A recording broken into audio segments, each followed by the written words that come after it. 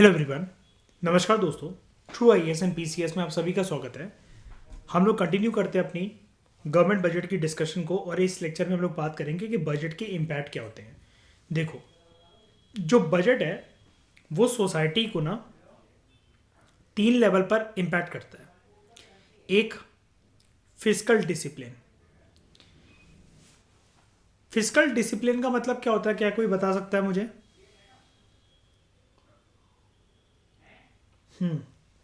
Fiscal is anything which is related to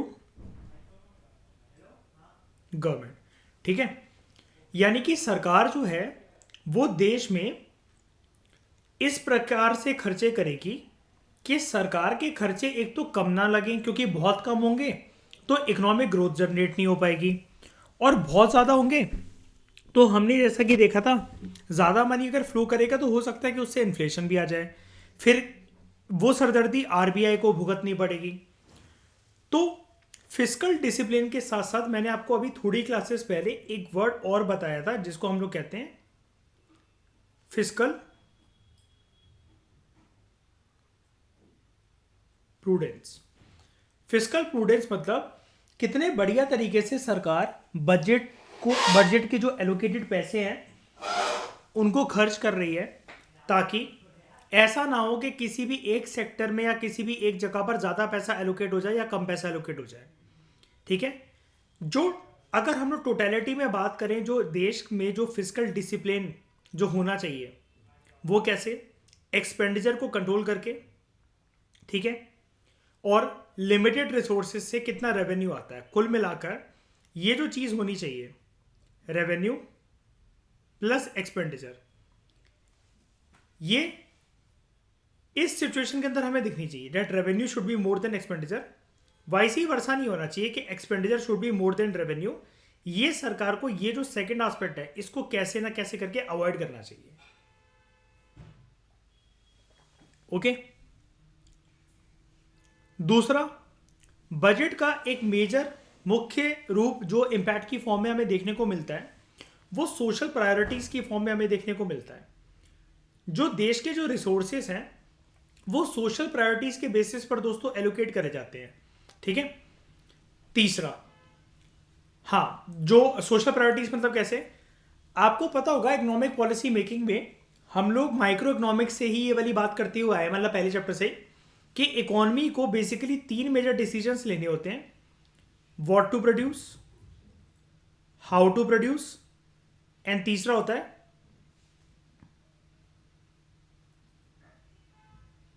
for home to produce.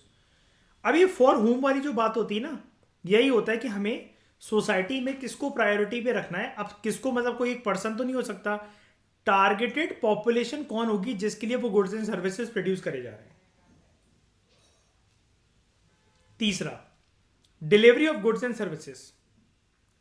देश में ऐसे effective और एफिशिएंट प्रोग्राम्स चलने चाहिए ताकि गुड्स एंड सर्विसेज की जो डिलीवरी हो वो इस प्रकार से हो, ठीक है, कि टारगेटेड पॉपुलेशन और सरकार के जो भी गोल थे उस पॉलिसी को लाने के लिए उसका इफेक्टिव इंप्लीमेंटेशन हो सके। यानी कि ऐसा ना हो कि जिस टारगेटेड पॉपुलेशन के लिए वो पॉलिसी लाई गई थी कि इस टारगेटेड पॉपुलेशन को इस पॉलिसी के लाभ मिलेंगे, वो पॉपुलेशन जो टारगेट थी मेन वो लाभ से वंचित रह गई, उनको वो बेनिफिट्स नहीं मिल पाए और किसी और को मिल गए वो बेनिफिट्स। ये नहीं होना चाहिए। ओके, ये तो एक छोटा छोटा सा एस्पेक्ट है इम्पैक्ट ऑफ द बजट। अब बात करते हैं कंपोनेंट्स की। ये सबसे इंपॉर्टेंट टॉपिक है इस पूरी डिस्कशन में। What are the major components या फिर स्ट्रक्चर ऑफ बजट।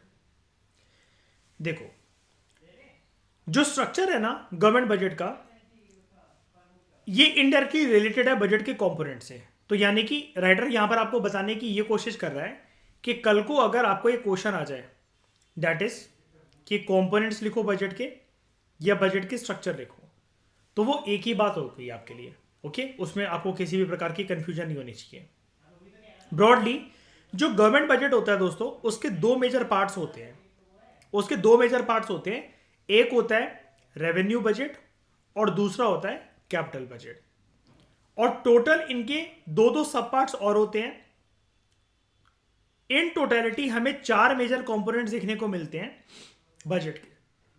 जैसे रेवेन्यू साइड की अगर हम लोग दोस्तों बात करें तो हमें मिलेगा रेवेन्यू रिसीट्स, रेवेन्यू एक्सपेंडिचर, दूसरा कैपिटल रिसीट्स और कैपिटल एक्सपेंडिचर।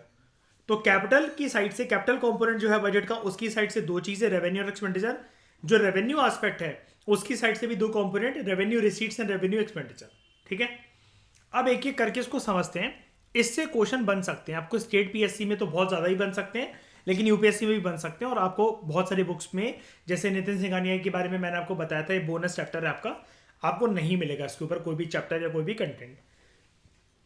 तो बात करते हैं रेवेन्यू बजट की। सबसे पहले देखो, जैसा कि आपको नाम से ही पता लग रहा है कि कोई भी चीज़ें, हालांकि मैं कैपिटल के बारे में भी आपको फोकस करके बताऊंगा, लेकिन जैसा कि आपको नाम से ही लग रहा है रेवेन्यू बजट मतलब ये बजट का हम एक ऐसा कंपोनेंट देखने जा रहे हैं which is related to revenue. ठीक है, आगे बढ़ने से पहले हमें एक चीज बहुत अच्छे से समझनी पड़ेगी, वो ये है, देखो जब भी किसी पर्सन के पास रेवेन्यू आता है, ये हमने इकोनॉमिक्स की प्रीवियस डिस्कशन से भी ये चीज करी थी, जब भी किसी पर्सन के पास रेवेन्यू आता है तो वो रेवेन्यू टोटल उस पर्सन की सेविंग्स नहीं बन सकती। ये चीज हमें पता है, वो टोटल उस पर्सन की सेविंग्स नहीं बन सकती कभी भी। जैसे आपकी अगर 50,000, 25,000, 20,000 सैलरी है, तो आप ये नहीं कह सकते कि ये पूरी की पूरी मेरी सेविंग्स है। क्यों? खर्चा नहीं करोगे क्या? कुछ खाओगे पियोगे नहीं उससे? घर में राशन नहीं आएगा? सर्विसेज के अंदर उसको खर्च नहीं करना पड़ेगा क्या? ठीक है, तो जो मनी है बेसिकली जो आपके पास आता है, वो भले ही आपका रेवेन्यू हो, लेकिन रेवेन्यू से कुछ अमाउंट ऑफ सेविंग होती है, लेकिन उससे एक मेजर कंपोनेंट ये भी होता है कि एक्सपेंडिचर भी होता है दोस्तों, खर्चे भी होते हैं।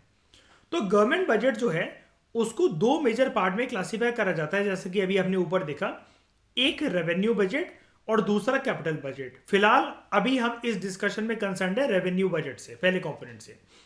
अब ऊपर हमने क्या देखा था, रेवेन्यू बजट के दो कंपोनेंट्स होते हैं जैसा कि कैपिटल बजट के होते हैं, रेवेन्यू रिसीट और रेवेन्यू एक्सपेंडिचर। यानी कि पैसा आएगा मेरे पास और थोड़ा बहुत खर्चा भी होगा। अब यहां पर कौन है इन्वॉल्व हमारे टॉपिक के अंदर? सरकार।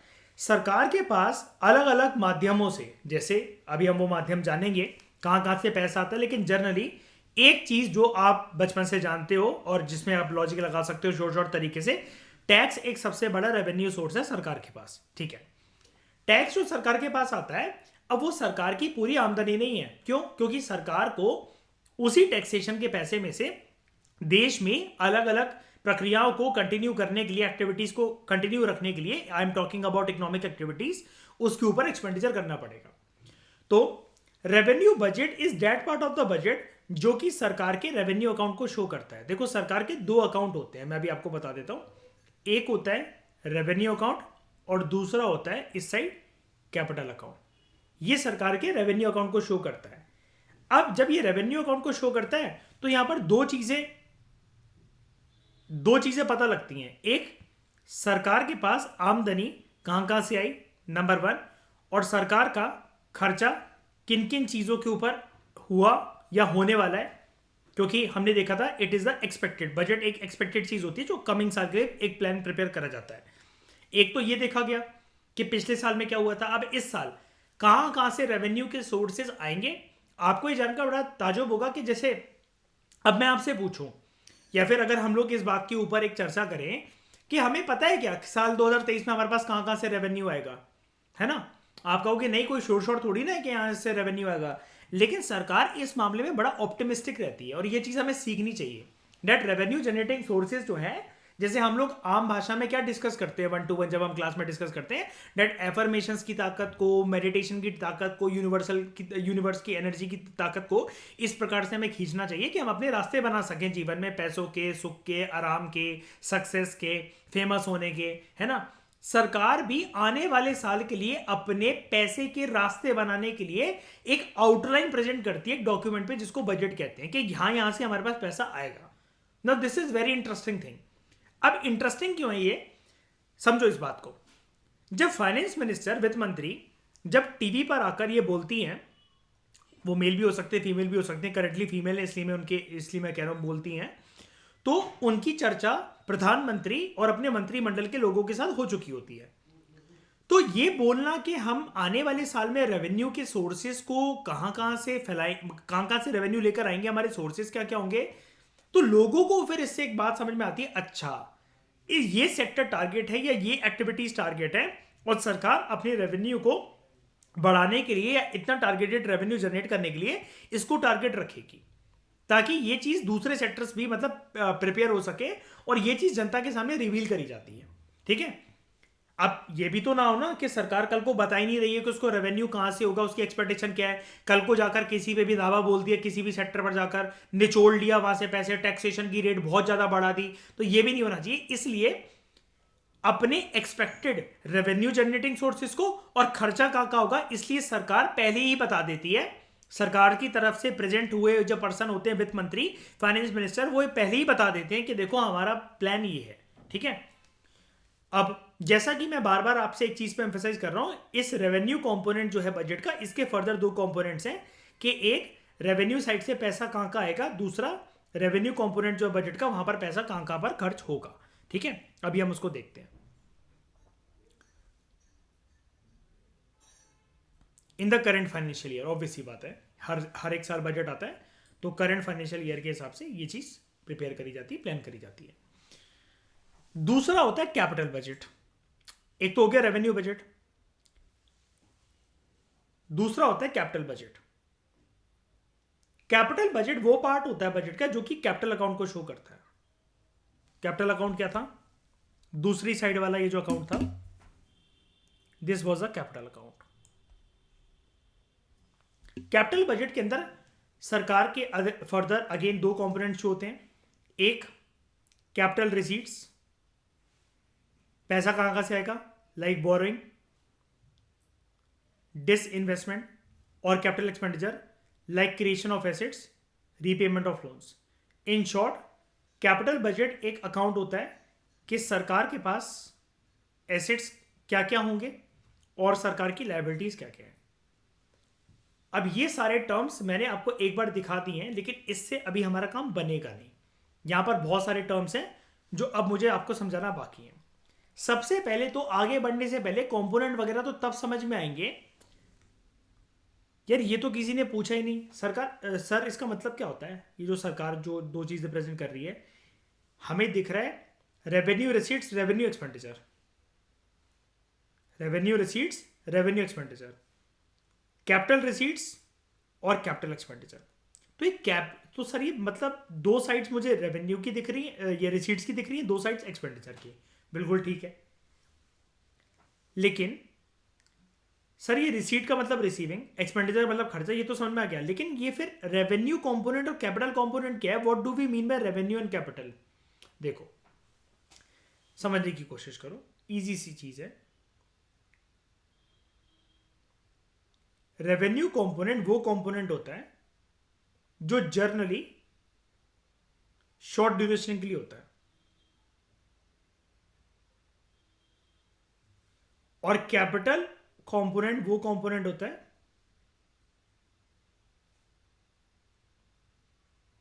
जो कि लॉन्ग ड्यूरेशन के लिए होता है। इसका परिणाम, कैपिटल वाले जो साइड होती है बजट की, इसका परिणाम हो सकता है कि ये बजट वैसे एक साल के लिए होती है, एनुअल फाइनेंशियल स्टेटमेंट, इसका परिणाम हो सकता है बियॉन्ड वन फिस्कल ईयर भी ट्रांसफर हो, या फिर ये सरकार जब चली जाए, ये प्रीवियस सरकार जो थी उसका यहां पर भी कुछ झलक हमें देखने को मिलती है। लेकिन अभी के लिए आप इतना समझ जाओ, जो रेवेन्यू साइड होती है वो शॉर्ट टर्म ड्यूरेशन की होती है, कैपिटल हमेशा थोड़ा सा लॉन्ग ड्यूरेशन की बात करता है। अब कुछ जो टर्म्स हमें समझनी थी वो ये है, रिसीट और एक्सपेंडिचर तो आप समझ गए, रिसीट मतलब कहां कहां से आएगा और एक्सपेंडिचर मतलब कहां कहां खर्चा होगा। जो कैपिटल बजट है उसके अंदर कैपिटल रिसीट्स की बात होती है, यहां पर लिखा होता है बोरोइंग। अब बोरोइंग की बात करते हैं, सरकार बोरो कहां कहां से करेगी। एक तो इंटरनेशनल फाइनेंशियल इंस्टीट्यूशन से सरकार बोरो कर सकती है, किसी कंट्री से भी बोरो कर सकती है, वो कंट्री लोन भी दे सकती है, बिल्कुल हो सकता है ऐसा पॉसिबल। सरकार पब्लिक से भी बोरो कर सकती है और सरकार को पैसा आरबीआई भी देता है। फटाफट से मुझे गवर्नमेंट बैंकिंग से रिकॉल करके बताओ, जब आरबीआई से सरकार को लोन मिलता है तो सरकार को क्या गिरवी रखना पड़ता है? कौन से होते हैं वो कागज, क्या होते हैं? Government securities. ठीक है। दूसरा होता है तरीका डिस इन्वेस्टमेंट। Dish investment. अब ये डिस इन्वेस्टमेंट का मतलब क्या होता है? देखो मैं आपको बताता हूं। हमने जब मनी एंड बैंकिंग चैप्टर चल रहा था, या फिर इस चैप्टर में भी मैंने आपको एक बात बताई थी कि सरकार के पास जो सरकारी कंपनियां होती हैं उसको हम लोग एक नाम देते हैं दोस्तों। मैंने आपको बताया था पब्लिक सेक्टर यूनिट्स या फिर पब्लिक सेक्टर इंटरप्राइजेस कह लो आप उनको, एक ही बात है। मैं आपको वो वाली डिस्कशन बाद में पढ़ाऊंगा, जब हम इंडियन इकोनॉमी स्पेसिफिक चैप्टर जब पढ़ेंगे नितिन सिंघानिया से, कि इनको क्लासीफाई करा गया था एक पर्टिकुलर टाइम पर 1991 के जब एलपीजी रिफॉर्म्स आए थे, उससे पहले वाले टाइम पर इनकी क्लासिफिकेशन होती थी मिनी रत्ना, नवरत्न और महारत्न। ठीक है। तो मिनी रत्न, नवरत्न, महारत्न, ये कुछ मतलब महारत्न मतलब बहुत इंपॉर्टेंट वो पीएसयूज है। ठीक है। नवरत्न 9 प्रोमिनेंट पीएसयूज और मिनी रत्न छोटे छोटे पीएसयूज या पब्लिक सेक्टर एंटरप्राइजेस। अब क्या होता है, देखो सरकार पूरे देश की एक सरकार है, ठीक है, जो कि 5 साल के लिए देश को चलाने आई है। अब सरकार जो है अगर उसको पैसा चाहिए एक एडिशनली कुछ ना कुछ प्रोग्राम करने के लिए, चलाने के लिए, या कुछ भी एडिशनल एक्सवाइजेड चीज करने के लिए, अब ये चीज बोलना थोड़ा सा बेवकूफीपन की बात लगती है कि यार सरकार थोड़ी ना कोई काम करेगी। जैसे कल को हमें कोई दिक्कत हो, हम 10 तरीके के काम कर सकते हैं, ये कर लिया वो कर लिया, तो हमारे पास रेवेन्यू के सोर्सेज बहुत डाइवर्सिफाई हो सकते हैं। सरकार के पास हो जाते हैं डाइवर्सिफाई, बल्क में रेवेन्यू आता है, लेकिन पूरे देश को चलाना है, 200 करोड़ की आबादी को देखना है, कश्मीर से कन्याकुमारी, गुजरात से अरुणाचल, पानी वाले हिस्से को, आइलैंड वाले हिस्से को, लक्षद्वीप, अंडमान निकोबार आइलैंड, सब कुछ देखना है, बाहर की फॉरेन रिलेशंस भी मेंटेन करने हैं। अब इन सब के लिए सरकार ये सोचती है, जनरली एक आम बंदा क्या सोचता है, जब भगवान ना करे किसी पे कोई मुसीबत दिक्कत हो कभी, लेकिन जब किसी पे दिक्कत वगैरह मुसीबत आती है तो एक पर्सन ये सोचता है चल यार मेरे पास कुछ एसेट्स हैं, मैं इनको बेच देता हूं और इस समस्या से, जीवन की इस परिस्थिति से मैं बाहर निकल जाता हूं। अब एसेट जनरली पर्सन के दिमाग में क्या होता है? प्रॉपर्टी। कि मतलब बेस्ट चीज जो बचा सकती है मुझे वो है मेरी जमीन। ठीक है। अब सरकार के पास ये जो सरकारी कंपनियां होती हैं ये सरकार का एसेट होती है। हम लोग इनको सरकारी कंपनियां तब तक कहते हैं, जैसा कि मैंने आपको बताया था, जब तक सरकार की हिस्सेदारी इसमें 51% हो, और फिर चाहे 49% का कोई अन्य स्टेक होल्डर क्यों ना हो। मतलब होने को 100% वो सरकारी भी हो सकती है, होने को 60:40 का रेशियो हो सकता है, 70:30 का हो सकता है, लेकिन मैं 51-49 की इसलिए बात बता रहा हूं आपको कि मेजर हिस्सेदारी इसमें सरकार की ही होनी चाहिए, तब वो कहलाएगी सरकारी कंपनी। जब सरकार इसको कम कर दे या फिर इसको बेच दे, हालांकि इन दो टर्म्स में फर्क होता है, वो फर्क मैं अभी नहीं बोलने वाला, आने दो राइट समय, राइट चैप्टर्स उसका, तब हम डिस्कस करेंगे उसको इंडियन इकोनॉमी के कंटेक्स्ट से। और जो मैंने आपको 3 नाम लिए 3 कैटेगरीज के, मिनी रत्न, नवरत्न और महारत्न, ये जो पीएसयूज है। तो जैसे अभी आपको पता होगा एक एयर इंडिया की कंट्रोवर्सी चली थी अभी कुछ टाइम पहले, लास्ट ईयर भी, और ये चल रही है 2 साल से। क्या है एयर इंडिया का भी सिनेरियो, क्या है वो? एयर इंडिया पहले एयर इंडिया पहले किसके पाले में थी, किसके पास थी? गवर्नमेंट के पास। ठीक है, गवर्नमेंट की थी। अब ये जो सरकारी कंपनियां होती हैं, सरकार इनको बेच क्यों देती है? सरकार को चाहिए होता है रेवेन्यू, राइट? सरकार को चाहिए होते हैं पैसे। पैसे किस लिए? कुछ भी अलग अलग पॉलिसी स्कीम्स वगैरह देश को चलाना है, उसके लिए सरकार को चाहिए पैसे।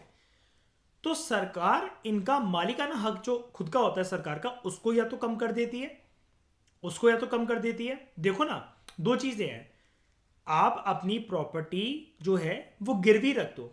गिरवी होने का मतलब ये होता है कि आपको उस पर पैसे मिल गए, है ना, और अगर वो किस्तें टाइम पे नहीं गई तो वो आपकी प्रॉपर्टी जब्त हो जाएगी। एक होता है जड़ से लेकर पूरी की पूरी प्रॉपर्टी बेच दो, तब भी वो किसी और की हो जाएगी।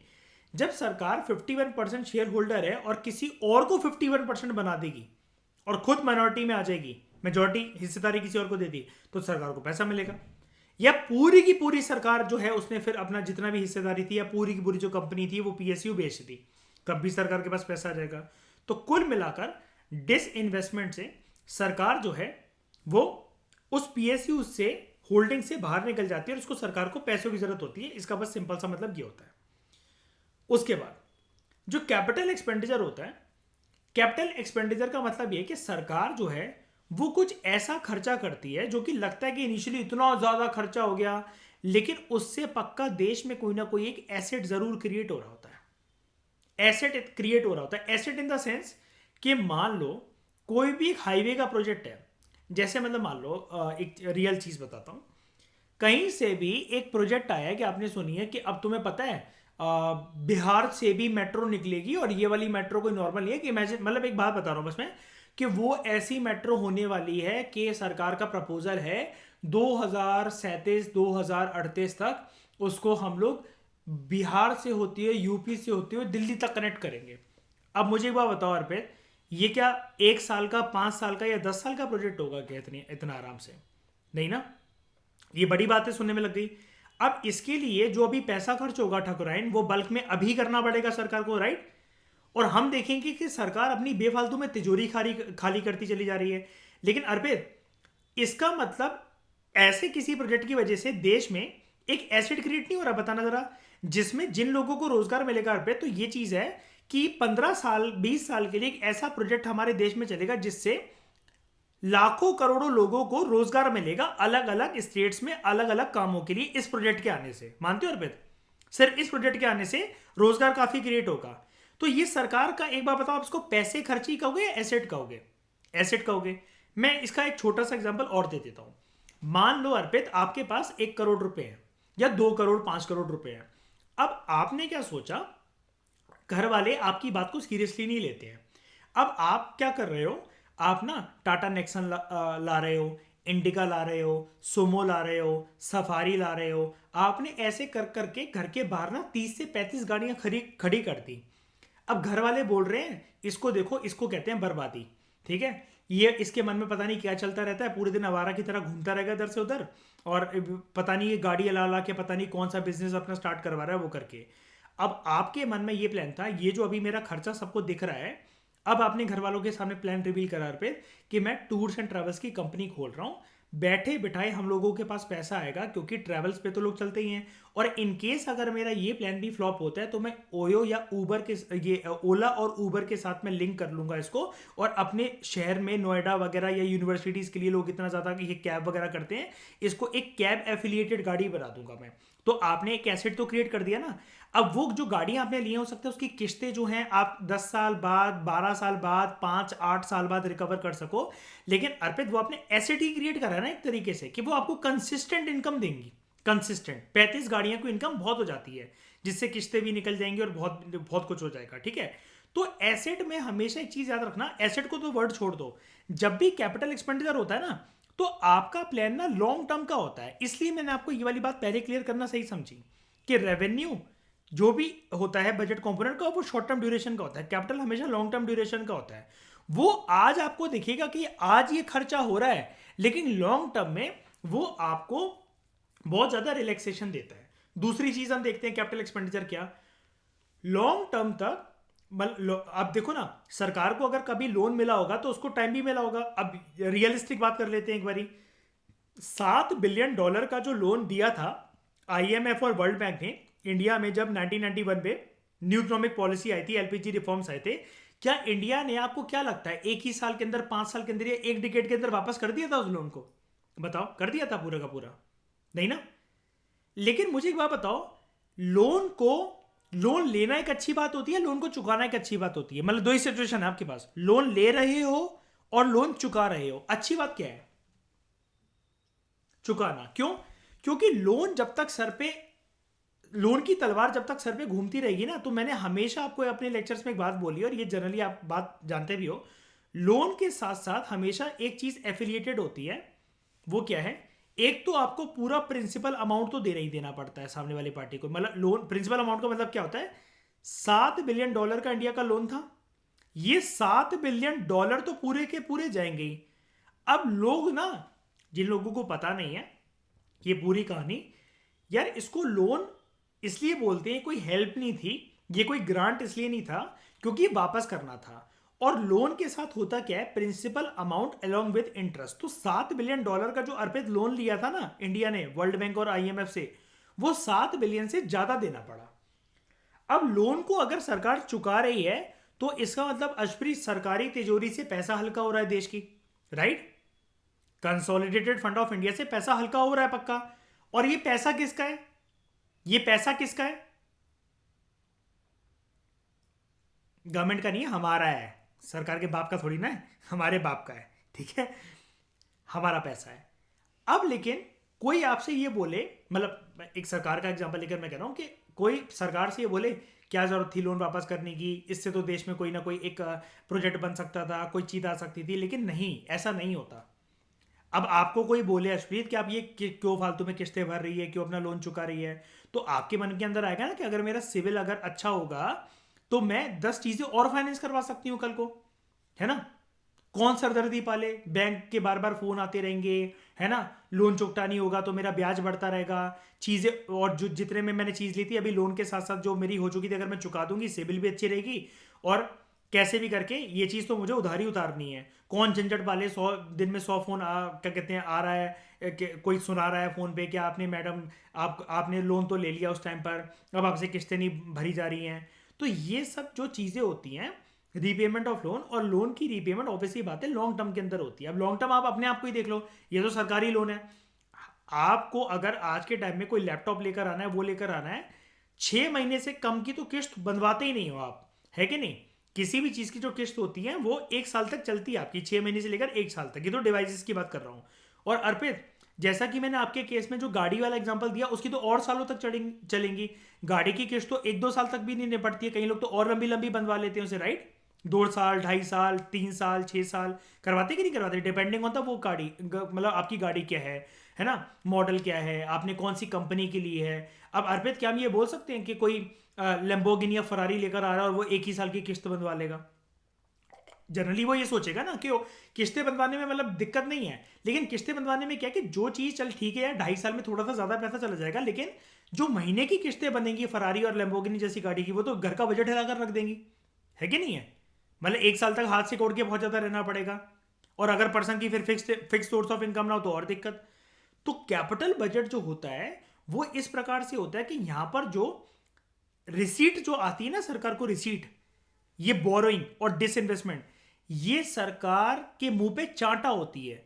मतलब आप एक बात बताओ, आप मुझे अश्प्रीत ये कह रहे हो कि मैंने ना, मेरे पास ना बहुत सारा पैसा आ गया, सर मुझे कुछ ना एक चीज बताओ कि मैं इन पैसों का क्या करूं।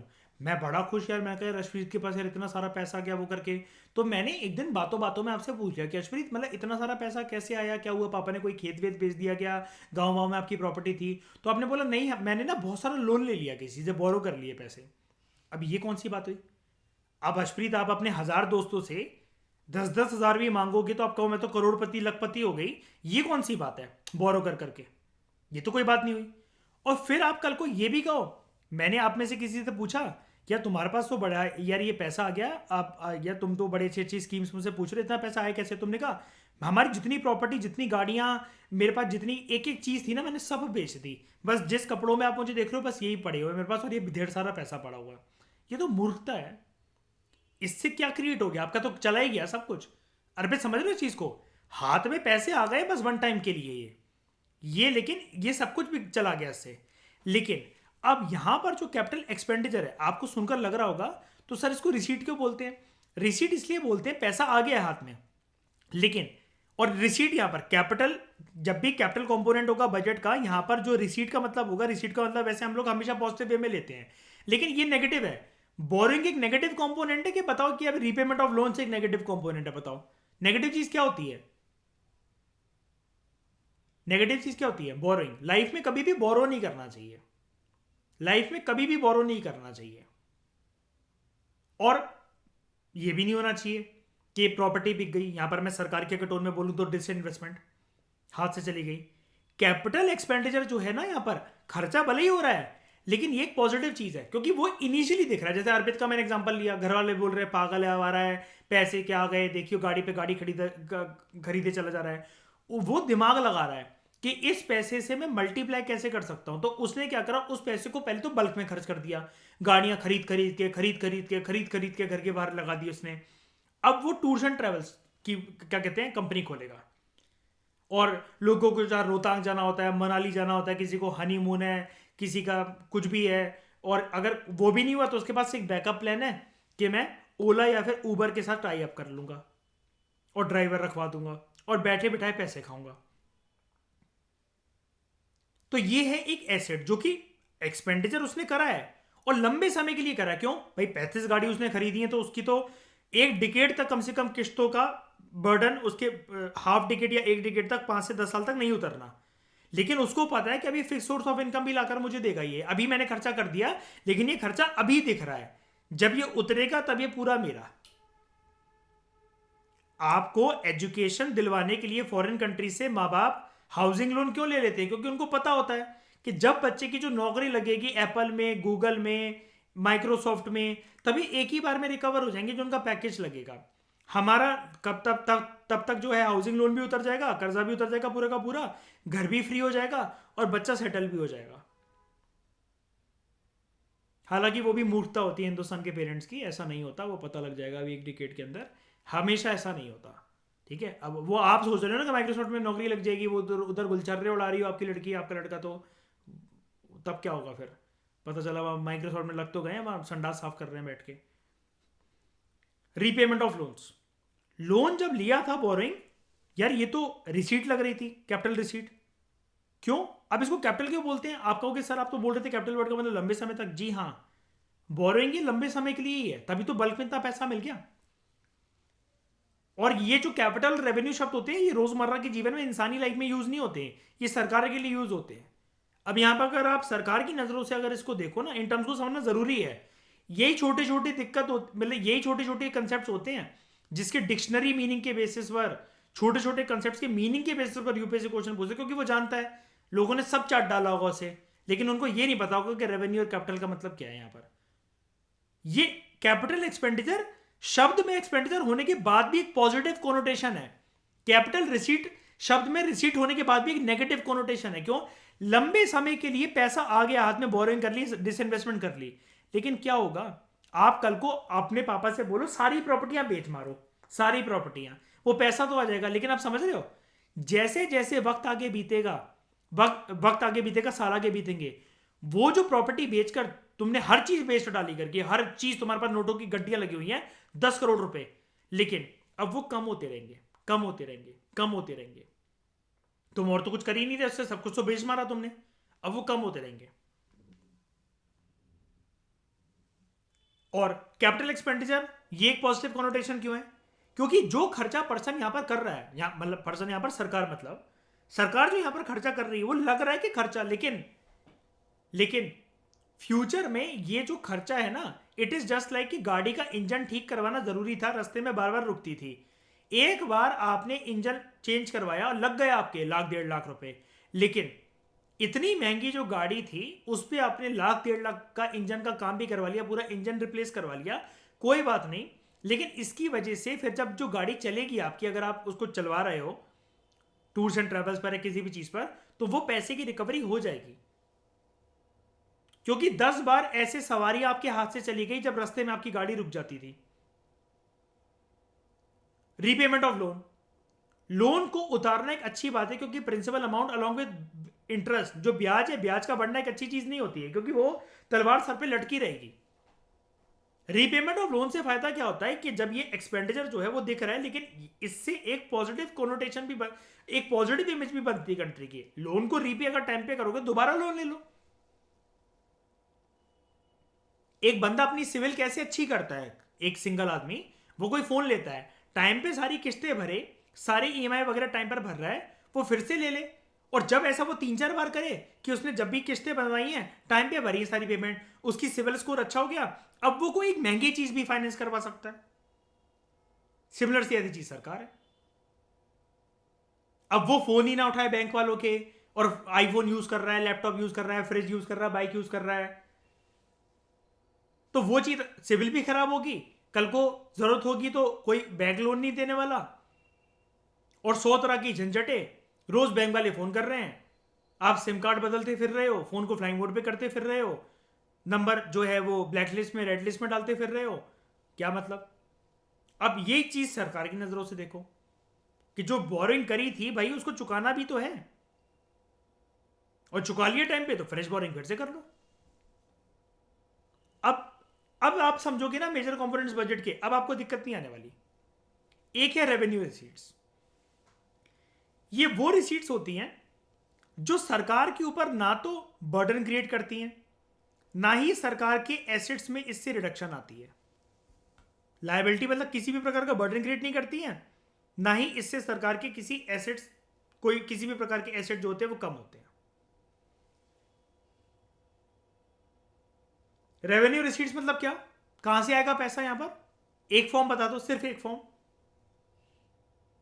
हर साल सरकार जो बजट लेकर आ रही है उसको क्या कॉन्फिडेंस है कि एक फिक्स सोर्स ऑफ रेवेन्यू क्या है मेरा? टैक्सेस। बताओ, टैक्स आने की वजह से बर्डन क्रिएट है क्या सरकार पर? अश्प्रीत, कुछ कुछ गया सरकार की जेब से टैक्स अगर आ रहा तो बताओ। सरकार का कोई भी लॉस हो रहा है, कोई भी एसेट, मतलब कोई भी पीएसयू वगैरह मतलब टैक्स आ रहा है तो पीएसयू बेचना पड़ेगा। आपके पास अश्प्रीत घर को, मतलब कल को महीने के 50-50 लाख रुपए आ रहे तो आपका घर बिक जाएगा 50-50 लाख रुपए आएंगे तो? कि बनेगा और बनेंगे और बनेगा, ऑब्वियस सी बात है। नहीं नहीं नहीं नहीं नहीं नहीं नहीं नहीं नहीं। एसेट का मतलब देश में कोई भी प्रोजेक्ट, कोई भी इंफ्रास्ट्रक्चर, कोई भी कुछ भी चीज, कोई भी एक्टिविटी जो कि देश के इकोनॉमिक इंजन में फ्यूल डालने का काम करे, वो एसेट है। जैसे हम, एक सेकंड, हम दिल्ली वालों के लिए, जहां पर अभी आप रहते हो अश्विनी, जहां पर मैं रहता हूं, आप मेरा घर भी जानते हो, मैं आपका घर जानता हूं, हम आशिमा का घर भी जानते हैं, ठीक है। हम सबके लिए, दिल्ली वालों के लिए एक एसेट क्या है? दिल्ली मेट्रो हुआ। और दिल्ली की इकोनॉमी के लिए एक वो एसेट भी है। क्यों? जस्ट इमेजिन अशप्रीत, दिल्ली में मेट्रो नहीं होती और हम सब गाड़ी थे, कॉलेज वॉलेज जा रहे होते, आसान था क्या?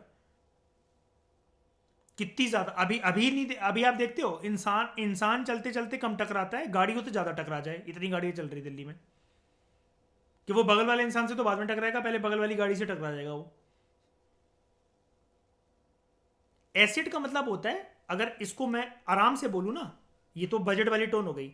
एसेट का मतलब होता है श्री, किसी भी प्रकार की, एक नॉर्मल भाषा में बोल रहा हूँ, प्रॉपर्टी क्रिएट होना। और लाइबिलिटी का, एक बजट की टोन को हटा के मैं नॉर्मल सी बात बोलूँ, एक बर्डन क्रिएट होना। अब पढ़ो इस लाइन को। रेवेन्यू रिसीट एक ऐसी चीज है, रिसीट, और रिसीट मतलब आना, कोई चीज इनकमिंग है, पैसा। ये एक ऐसी रिसीट है जिसकी वजह से ना कोई बर्डन क्रिएट हुआ, ना किसी प्रॉपर्टी के अंदर कोई रिडक्शन हुई, कुछ बेचना नहीं पड़ा सरकार को यहां पर। अब सरकार के पास जो जो चीजें होती हैं, या जो जो चीजें सरकार की हैं अशप्रीत, वो एसेट है। जैसे अब यहां पर दिल्ली मेट्रो तो बेच नहीं देगी सरकार, जनता खा जाएगी, ओपोजिशन खा जाएगी उसे, तो सरकार क्या बेचती है? ये जो मैंने अभी ऊपर लिखा, कहां गया ये, पीएसयू है, पीएससी, ये सरकारी बिल्डिंग है। हमने पढ़ी थी ना अशप्रीत वो 11th क्लास की, वही अपनी इकोनॉमिक्स याद करो, जो हमने पढ़ी थी 12वीं क्लास में, वो भेल, गेल, सेल, एचपीसीएल, बीपीसीएल, वो सारी कंपनीज, मिनी रत्ना, नवरत्न और महारत्न, वो अभी हम पढ़ेंगे। भारत पेट्रोलियम हैवी लिमिटेड है ना, भारत हैवी इलेक्ट्रिकल्स लिमिटेड, ये सारी, gas authority of India limited, ऐसी चीज़ें, एयर इंडिया, ये जो सरकारी कंपनी है। ओके, आगे बढ़ूं? किसी को कोई भी दिक्कत है तो पूछ लो, मैं फिर से समझा दूंगा, बताओ कोई भी दिक्कत है? बोलो बोलो जल्दी, हाँ कि ना। ठीक है, बात करते हैं कैपिटल रिसीट्स की। अभी कैपिटल वर्ड का मतलब क्या है? रेवेन्यू रिसीट्स तो शॉर्ट टर्म में आएंगे, कैपिटल रिसीट्स कब आएंगे? हाँ, मतलब ऐसा नहीं कहते इनको कि लॉन्ग टर्म में आएंगे, लॉन्ग टर्म के लिए आएंगे। मतलब ये जो पैसा होगा शाइनी, लॉन्ग टर्म के लिए होगा। अब एक बार बताओ ना, जैसे अभी मैंने आपको ऊपर बताया, सब कुछ बेच डाला आपने, सब कुछ, तो वो जो पैसा है लॉन्ग टर्म के लिए तो हो गया ना ईशा, इसके बाद तो कुछ बचा ही नहीं। उसी को देख देख के जीना है कि नहीं जीना है, उसी को देख देख के चलाना है आराम से, है ना। और सरकार ने जो बोरो कर रखा होता है, आईएमएफ और वर्ल्ड बैंक क्या कहते हैं, अर्शप्रीत, सरकार से ये कहेंगे कि 14 दिन के अंदर पैसे वापस कर देना, या फिर 3 दिन के अंदर पैसे वापस कर देना, या 7 घंटे के अंदर पैसे वापस कर देना, या 1 साल के अंदर पैसे वापस कर देना। इतनी बड़ी संस्थाएं वर्ल्ड की which are affiliated with United Nations directly और इनडायरेक्टली, वो सरकार को ऐसा बोलेंगी कि कुछ महीने या कुछ साल के लिए ले लो, बताओ। और लोन का अमाउंट भी तो देखना चाहिए ना हमें, 1991 का साल, $7 बिलियन। इतनी जल्दी कोई चुका पाएगा क्या? नहीं ना। तो लंबी किस्तें बनेंगी कि नहीं बनेंगी प्लीज बताओ। लेकिन किस्तों को भी साइड हटाते हैं, ये जो पैसा आया लंबी ड्यूरेशन के लिए आया कि नहीं आया, इसलिए कैपिटल रिसीट्स है। लेकिन कैपिटल रिसीट्स अभी हमने देखा वो अच्छी बात नहीं होती। आपने जो इतने सालों से पीएसयू टिकी हुई थी वो बेच डाली, आपने बोरो कर लिया किसी वो से। अब इससे दिक्कत क्या होती है स्प्रीत, यार ये जो बोरो करा, ध्यान से सुनना स्प्रीत, ये जो बोरो करा, जो 1991 में सरकार बैठी थी उसने बोरो करा, लेकिन इसका खामियाजा आने वाली कितनी सरकार भुगतेंगी। आने वाली सरकार अशप्रीत ये कह सकती है कि वर्ल्ड बैंक और आईएमएफ से कि उन्होंने लिया था, हमने थोड़ी ना लिया लोन। यहां पर छवि, इमेज किसकी खराब होगी अगर अगर ऐसा कोई सरकार बोले, बताओ, कंट्री की। और ऐसा होगा क्या, बताओ, पॉसिबल है ऐसा करना या ऐसा बोलना? बैंक वालों की तो अशप्रीत आप फोन नहीं उठाओगे, आईएमएफ और वर्ल्ड बैंक से फोन आएगा तो आप नहीं उठाओगे, साहब अभी बिजी हैं, बाद में बात करना। ये एयरपोर्ट पे ये बोल दो कि अगर अशप्रीत, अगर आप प्रधानमंत्री इंदिरा गांधी जैसे हो कि आईएमएफ वर्ल्ड वाले जहां देखी गोली मार देना, अरेस्ट कर लो इनको, प्रिवेंटिव डिटेंशन में डाल दो। ऐसा पॉसिबल है अशप्रीत? कहानी में तो हम कुछ भी बोल रहे हैं मजाक के लिए, ऐसा हो सकता है क्या? आप उनको ये फोन करके बोलो अर्पित हाँ लिया था लोन, तो मैं तो नहीं कर रहा वापस, बताओ क्या कर लोगे? बैंक वालों से तो अर्पित आप बोल सकते हो, आईएमएफ वर्ल्ड बैंक से बोल दो कैसा,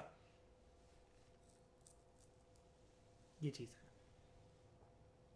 capital receipt, these are the receipts which, सुनना ऊपर क्या था, which neither creates liability not lead to reduction of assets, which either creates a liability, burden create करती है, या इसकी वजह से प्रॉपर्टी नीलाम हो जाती, चली जाती है हाथ से, मतलब एक नॉर्मल कॉनोटेशन में मैं बोल रहा हूं आपको। लायबिलिटी कैसे क्रिएट होती है भाई? बोरो करा आपने, पैसा तो आ गया, लेकिन लेकिन आपके पास जितनी ज्वेलरी है, मान लो प्रॉपर्टी के पेपर है, आपने सबको गिरवी रखवा कर या ब्याज पे या क्या कहते हैं उसको, ये देकर के पैसा दे दो और मैं ब्याज भरता रहूंगा या भरती रहूंगी, आपके पास पैसा तो आ गया। लेकिन आपको पता है जब भी कभी ऐसा पैसा आपके पास आएगा ना, आपको खुशी नहीं होगी, आपको टेंशन हो जाएगी जितना ज्यादा आप उसका पैसा दो। क्यों? क्योंकि वापस भी करना है, और वापस इतना नहीं करना है जितना लिया है, जितना लिया है किसी चीज को गिरवी रखवा कर, उससे ज्यादा ही करना है। क्यों? लोन के साथ साथ जब भी वर्ड आ जाए LOAN, लोन, लोन के साथ साथ प्रिंसिपल अमाउंट तो देना ही पड़ता है अलॉन्ग विद ब्याज।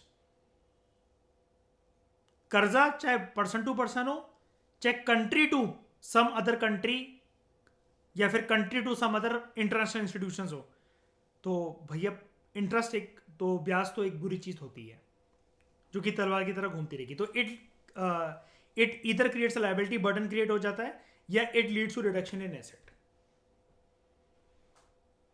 या तो कुछ एक चीज हाथ से चली जाएगी। अगला, revenue expenditure, this is the expenditure. ये कैसा एक्सपेंडिचर होता है, ध्यान से सुनना, which does not lead to any creation of asset,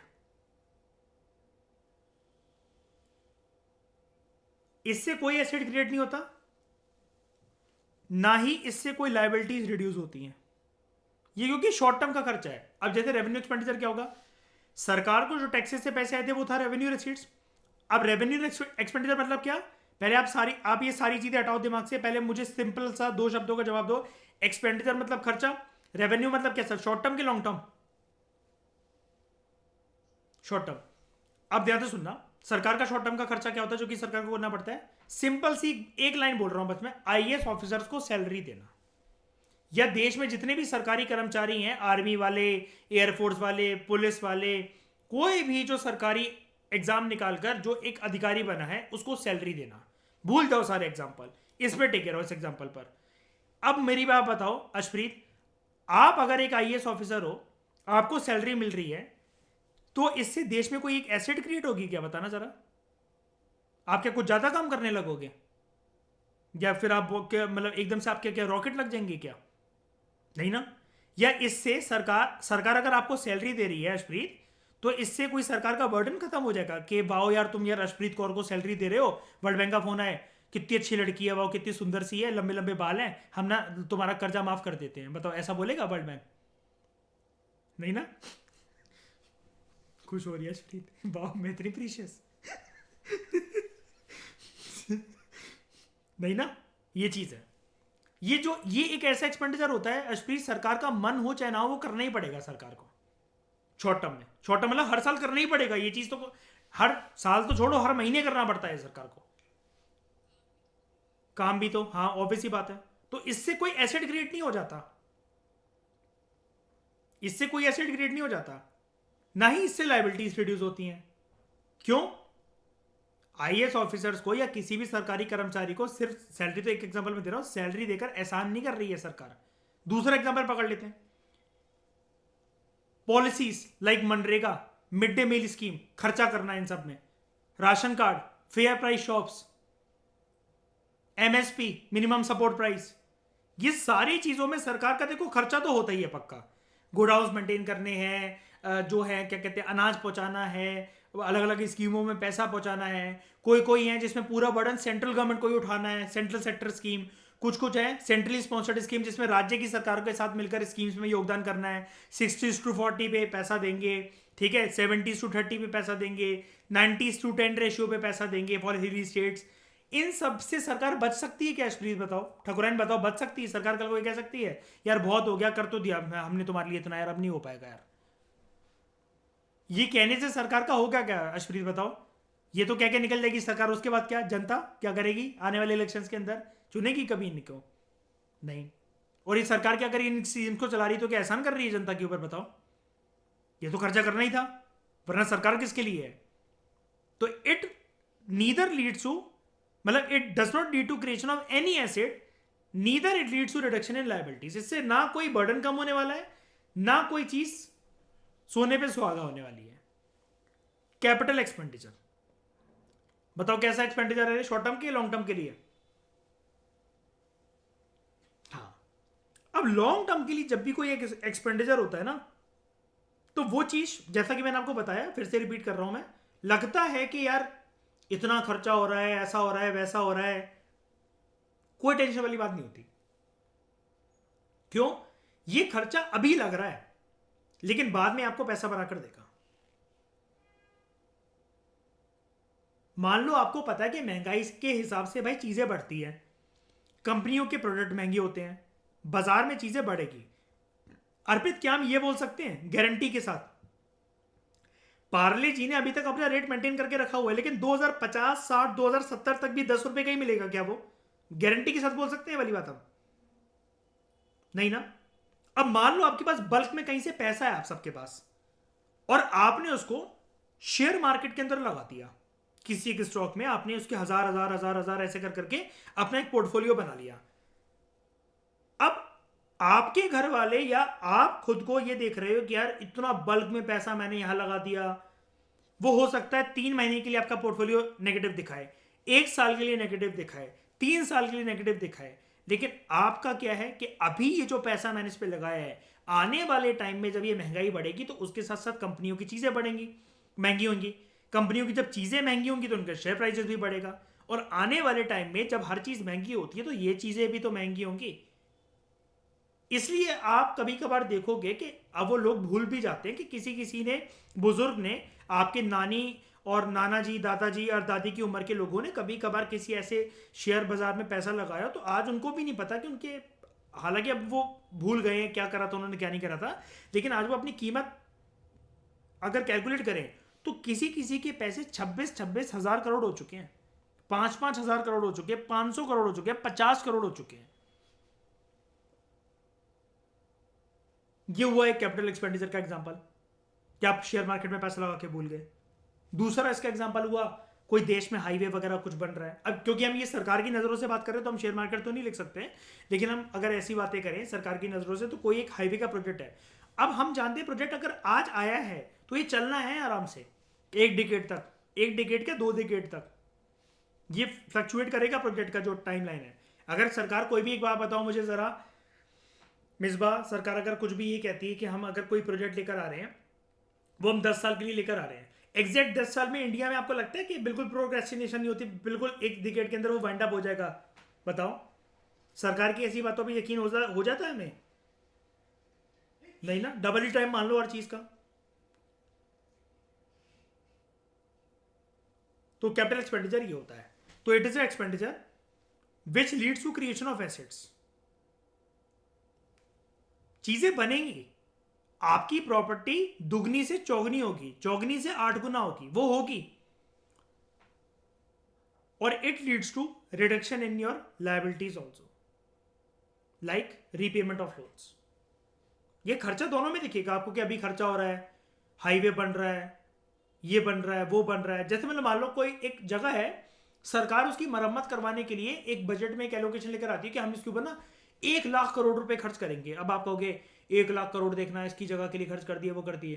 भाई सरकार आज खर्च कर रही है, क्या पता उसको इंटरनेशनल टूरिज्म इंपॉर्टेंस की जगह बनाना चाह रही हो कि पूरी दुनिया है यहां पर उसको देखने। जैसे मतलब मान लो छतरपुर के अंदर जो मंदिर मैंने आपको बताया का, हाँ बिल्कुल, बहुत सारी ऐसी चीज हो सकती है, कुछ भी। अब एक बार बताओ जरा, जैसे हड़प्पा के खंडर पड़े हुए हैं, ध्यान से सुनना, हड़प्पा के जैसे खंडर पड़े हुए हैं, अब ताजमहल के कल को ऐसे खंडर पड़े रहने लग जाएं, लाल किले के, कुतुब मीनार के, क्या टूरिज्म से पैसा आएगा? फॉरेनर्स ऐसे देखने आएंगे। और आप हमेशा देखना, अर्पित पता होगा आपको ये वाली बात, आगरा में, और जितने लोग आप में से चाहे यूपी के हैं चाहे नहीं, ये पता होगा कि अर्पित आपने एक चीज देखी होगी, हम इंडियंस के लिए टिकट की अलग लाइन होती है, उनके लिए वो अलग लाइन होती है, 10 गुना ज्यादा महंगा टिकट होता है उनका,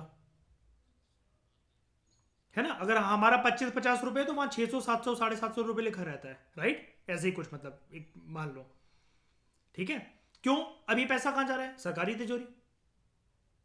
वरना एक बार बताओ, कुछ कुछ आईएएस ऑफिसर्स की, अब आप में से होंगे ऐसे, कुछ हो सकता है कुछ बदकिस्मत लोग हों कि सिंगल डिजिट रैंक भी आ जाए, वो भी आ जाए, उठाकर उनको मिनिस्ट्री ऑफ कल्चर के अंदर डाल दिया जाए, शुरू शुरू की पोस्टिंग जो अभी हो सेक्रेटरी लेवल पर आपकी।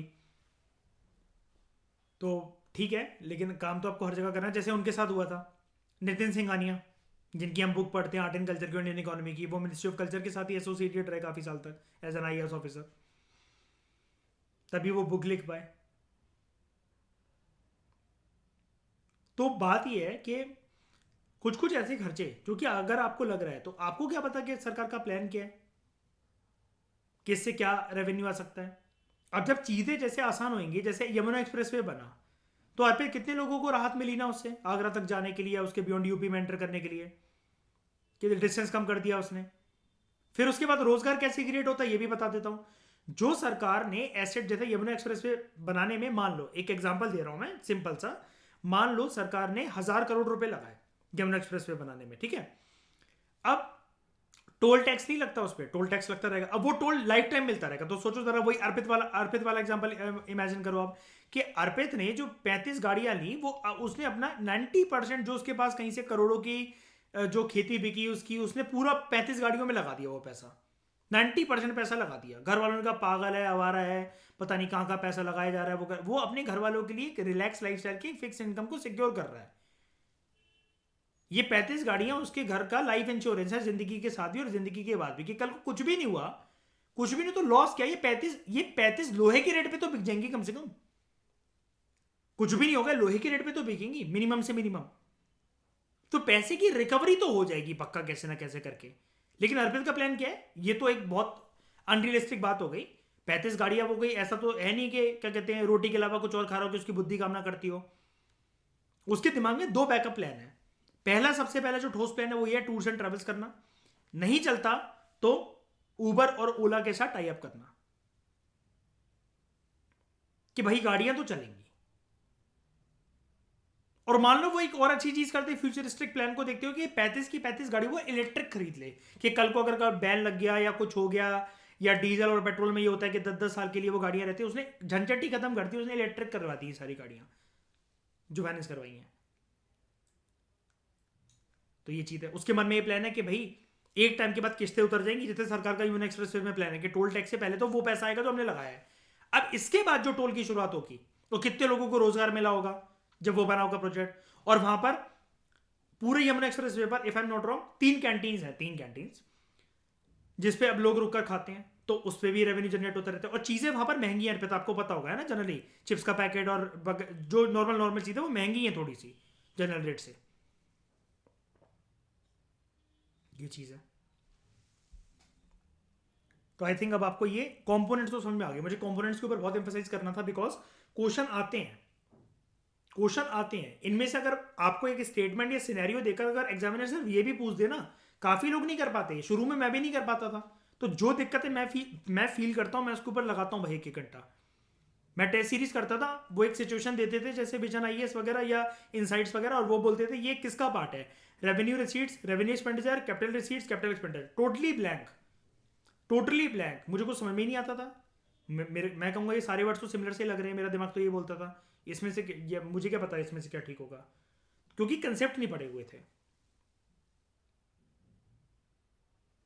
तो फिर दिमाग क्या करता, अक्कड़ बक्कड़ बम्बे बो जय माता दी ये वाला ठीक। माता रानी कितना बचा लेंगी, उनको और भी तो काम है। ठीक है, कोई डाउट किसी को, किसी को कोई डाउट यहां तक? और अभी ये खत्म नहीं हुआ है, अभी हम और पढ़ेंगे इसके बारे में। मतलब अभी तो ये सिर्फ नाम मैंने आपको बता दिया, अब हम पूरा पूरा इसको देखेंगे टेबल वाइज। कि सबसे पहले हम देखेंगे बजट रिसीट्स, फिर बजट एक्सपेंडिचर्स को देखेंगे, और उसके अंदर हम पूरा का पूरा डिस्कस करेंगे एक एक कंपोनेंट, एक एक लेक्चर बनाएंगे इसके ऊपर। Revenue receipts, capital receipts, revenue expenditure, capital expenditure, पूरा का पूरा देखेंगे कि कंपोनेंट्स क्या होता है। अभी तो जैसे मैंने आपको बोल दिया कि यहाँ से पैसा आएगा, यहाँ से खर्चा आएगा, ये शॉर्ट टर्म का पैसा, ये शॉर्ट टर्म का खर्चीला वाला पैसा, ये होते क्या क्या, मतलब टोटल सोर्सेज क्या, भाई मुझे पता तो होना चाहिए कि सरकार के पास पैसा कहाँ कहाँ से आ रहा है। इसको हम नेक्स्ट लेक्चर में देखेंगे। 4 लेक्चर्स बनाएंगे अलग अलग, रिसीट वाला और एक्सपेंडिचर वाला रेवेन्यू साइड, रिसीट वाला और एक्सपेंडिचर वाला कैपिटल साइड। ये चैप्टर इतना ही है, और थोड़ा सा फिर बजट की बस ऊपर नीचे फिर बातें होंगी कि बजट जो होता है वो अच्छे से एलोकेट होना चाहिए, सरकार को फिजिकल प्रूडेंस का पालन करना चाहिए। हालांकि फिजिकल प्रूडेंस आपको कहीं वर्ड मिलेगा नहीं, लेकिन 2017 के इकोनॉमिक सर्वे से मैं आपको अक्सर ये बताता रहता हूँ अलग अलग लेक्चर्स के अंदर। शायद आपको याद होगा ना, मैंने पहले भी इसके बारे में जिक्र करा है ना। तो इस डिस्कशन में 200 वाला इतना ही। Thank you very much for discussion.